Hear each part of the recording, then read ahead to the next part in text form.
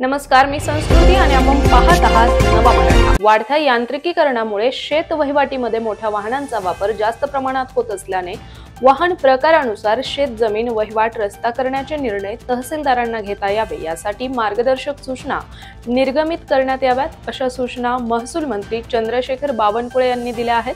महाराष्ट्र राज्याचे महसूल मंत्री चंद्रशेखर बावनकुळे म्हणाले की शेत रस्त्यांचे वर्गीकरण करण्यात आले असून त्यानुसार जे रस्ते अस्तित्वात आहेत त्यांना क्रमांक देण्यात यावे। शेत जमिनीमध्ये वहिवाट करण्यासाठी अस्तित्वात असलेले काही रस्ते अरुंद आहेत, अशा ठिकाणी मोठ्या वाहनांना जाण्या येण्यास अडथळे निर्माण होऊन तक्रारी होतात। शेत वहिवाट रस्त्याची तक्रार सुनावणी तहसीलदारांकडे होते, त्यानंतर त्यावरील अपील उच्च न्यायालयात केले जाते।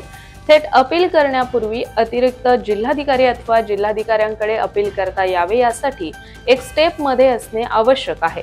त्यानुसार नियमांमध्ये सुधारणा करण्यात याव्या अशा सूचनाही त्यांनी अधिकाऱ्यांना दिल्या आहेत। तसेच महाराष्ट्र जमीन महसूल अधिनियमन 1966 च्या कलम 143 अन्वये या कायद्याअंतर्गत शेतकऱ्यांना शेती रस्त्यासाठी अर्ज करता येतो। यासाठी शेतकऱ्याला तहसील कार्यालयात लिखित स्वरूपात अर्ज करावा लागतो। कायदेशीर पद्धतीने शेतकऱ्याला शेत रस्ता मिळवण्यासाठी तहसील कार्यालयात लेखी अर्ज करावा लागतो। या अर्जामध्ये कारणाची स्पष्टता द्यावी लागते। त्यानंतर अर्जाचा विषय काय आहे हे नमूद करणे अनिवार्य आहे। नंतर अर्जात अर्जदाराचे नाव, गाव, तालुका, जिल्हा याची माहिती द्यावी लागते।